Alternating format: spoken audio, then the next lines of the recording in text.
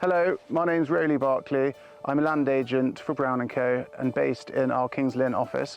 Today I'm going to be speaking generally about development, prospects for landowners and how Brown&Co can help and assist and provide advice. So with the volatile environment we're in, how's that affecting the market?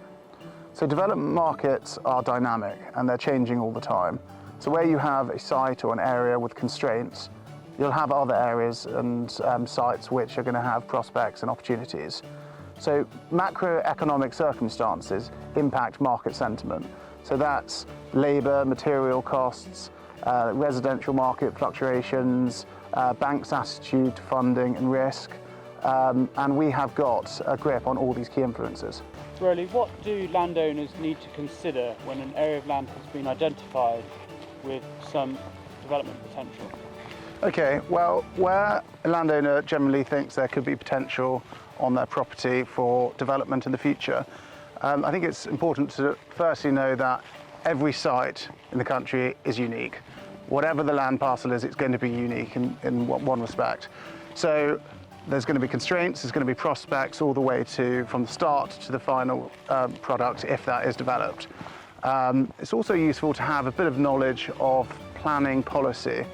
So generally in the UK, planning policy is governed nationally, but it's also useful to know who your local planning authority is. Some local planning authorities adopt the infrastructure levy for development, generally based on a square footage basis, whereas other local planning authorities don't. And that can really affect viability of development. So the second key point, and which is current, is nutrient neutrality.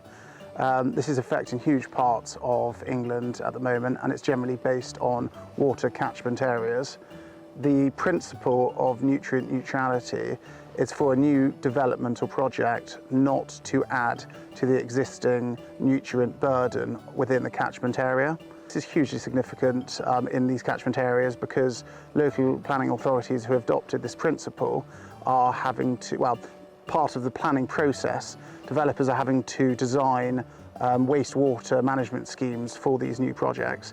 This is hugely detrimental within the planning process because it's delaying planning decisions within these authorities by up to 1 or 2 years, which is impacting developers, and but also these wastewater schemes are also affecting viability because they're having to pay for these schemes.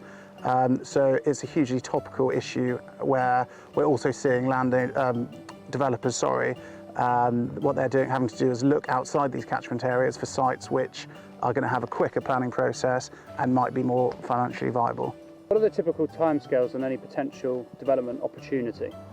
So timescales are an interesting one, and often it's very much based on site specifics and scale, and it's important that we generally manage clients' expectations when it comes to development potential and likelihood of development in the future. Typically we look at residential development in the sort of medium to long term, so within that sort of 10 years lots of things can happen and change. Governments, legislation, local plans within local planning authorities, and all of those influences can change planning policy. What would be your recommendations for people who are considering development or have land that they believe is suitable? So firstly, I would say seek advice. Whatever route a landowner goes down, whatever they choose, there are no doubt going to be complexities down the route. That's just the nature of the beast. Brown&Co have got great relationships with local, regional and national developers and promoters, and we can help you negotiate those options, negotiate those promotion agreements, help with valuation, agency and of course planning.